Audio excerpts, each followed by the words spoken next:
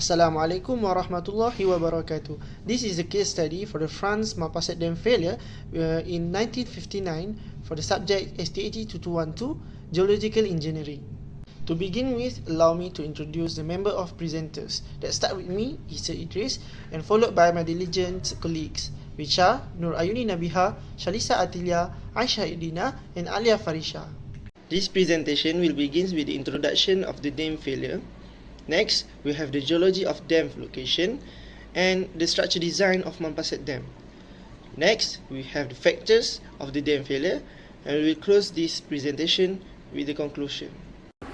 Okay, let's start with the Malpasset Dam background. The dam was located at the French Riviera, and the type of the dam is arc dam. The height of the dam was 66 meters and the length of the dam was 222 meters. The construction of the dam was begun at 1952 and it was complete in 1954. The main purpose of the dam is irrigation and water supply to the region. This dam was designed by Andrew Coyne. Approximately on 9:30 p.m. on December 2, 1959, when the first filling was almost finished, Malpasset Dam was filled. The heavy rainfall in November led to the increasing reservoir level and gave high pressure on the dam structure. The rain quickly raised water in the dam within 30 cm on the spillway. The sudden failure of water caused a flood wave that drawn through the Rayron Valley and reached the fragile town in less than 10 minutes, causing 423 deaths and also disappearance in its path, extensive property damage and destruction of infrastructure. Next, I will discuss the geology and structural design of the Malpasset Dam, an engineering marvel with intricate geological and construction elements. The Malpasset Dam area features three primary rock types: gneiss, pegmatite, and rhyolite aggregate. The foundation is mainly gneiss, a high-grade metamorphic rock known for its strength and stability, making it ideal for such a large structure. However, within the gneiss, lenses and dikes of pegmatite can introduce zones of weakness. Crushed rhyolite from a nearby quarry was used for the concrete aggregate, providing essential strength and durability. Structural design of the Malpasset Dam is a thin double curvature arch dam, designed to efficiently transfer water pressure into the valley walls. This design, with its horizontal and vertical curves, allows for effective distribution of pressure, minimizing material use while maintaining strength. The dam is divided into 16 vertical sections, separated by 15 expansion joints, which accommodate minor movements and thermal expansion. A massive truss block anchors the left side of the crest, counteracting horizontal truss and protected by a wing wall.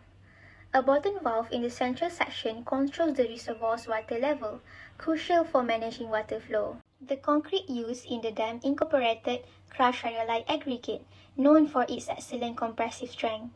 Quality control was stringent, with regular inspection by the Toulon Marine Arsenal Laboratory to ensure the concrete met all strength and durability standards. The Malpasset Dam was designed for irrigation and drinking water supply.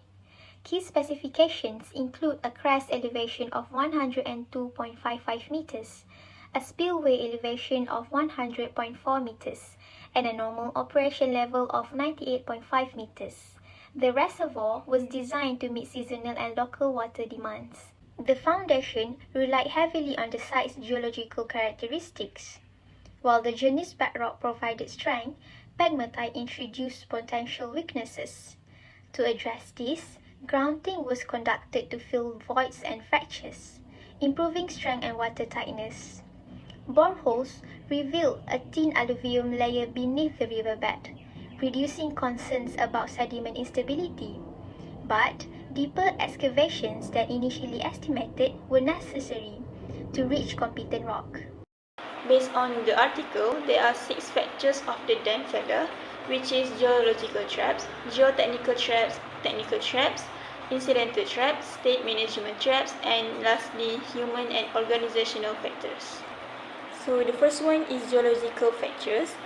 The geologists found that the rock structure was more complex than initially anticipated, with numerous joints and faults.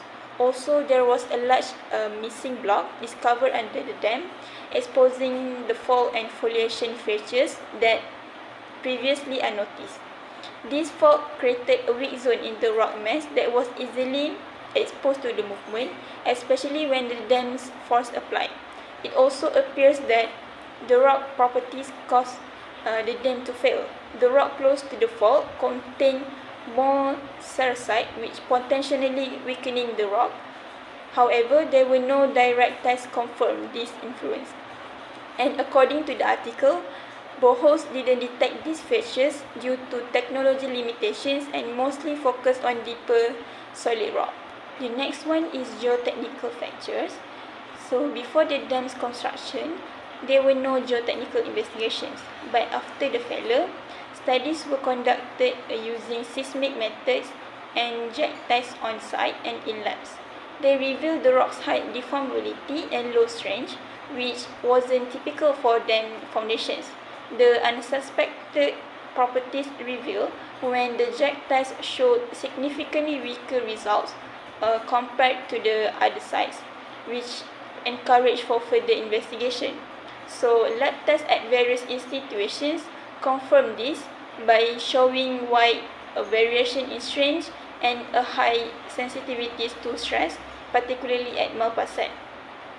So, this sensitivity likely contributed to the failure as the dam's weight caused pressure to build underground, possibly moving the missing block. Plus, the deformability of the rock caused the cracks to form between the dam and rock, worsening the situation. And the anisotropy of the rock also may have played a role as well. Technical traps in dam engineering include overlooked uplift pressure from water seepage, a critical factor in dam stability as highlighted by the Bonze and Malpasset failure. This led to the implementation of relief holes and drainage curtain in most gravity dams. The Malpasset disaster revealed that uplift could also occur within the rock mass downstream, prompting a reevaluation of dam design principle. It was recognized that any dam relies on gravitational force and sufficient ground mass to resist water thrust. Next, incidental traps, like the 1950 inflation in France, lead to the rush project completion and neglect geological advice. In the 1959 motorway project from ancient Provence to Nice, budget constraint caused oversight in investigation and testing, resulting in issues like a flash flood. Geodesic measurements were delayed due to extensive calculation and staff vacation, but the contract didn't require result interpretations. These results were ignored and forwarded without action. Day before the catastrophe, cracks in the steering basin were undocumented, reflecting a failure in safety protocol and highlighting the need for vigilance operational safety. In the term of state management, the VAR department, lacking them appetite, delegates design and supervision to an engineer without seeking further oversight post-construction. Formal acceptance occur without full-level testing due to water scarcity and unresolved property rights. The perfect authorized full payment to contractor without requiring additional survey. Lastly, human error and organizational factor contributes to dam failure. At Malpasset, there was poor communication such as geologists not interacting with engineer on site. Unlike Corning's usable work with EDF, no similar bodies were involved. Administrative boundaries hinder technical information exchange, despite another major dam behemoths being built nearby. Additionally, there were no third-party control, later mandate for dam over 50-meter height. Now we have come to the conclusion to this Malpasset Dam failure. So these are the things to ponder upon. Firstly, on the geological aspect, thorough site investigation is a must to prevent such accident from happening again in the near future. We can also say that the lack of high technology machinery back in 1959 is one of the driving factors to the dam failure itself. Secondly, on the engineering perspective, determining the risk of failure is important to come out with a good and sturdy foundation plan. And as for that, knowledge of dam construction must be fully understood by engineers. Finally, on a social aspect, Everyone that involved in the project must be aware of surrounding construction site for any hazardous signs. That's all from us. Thank you.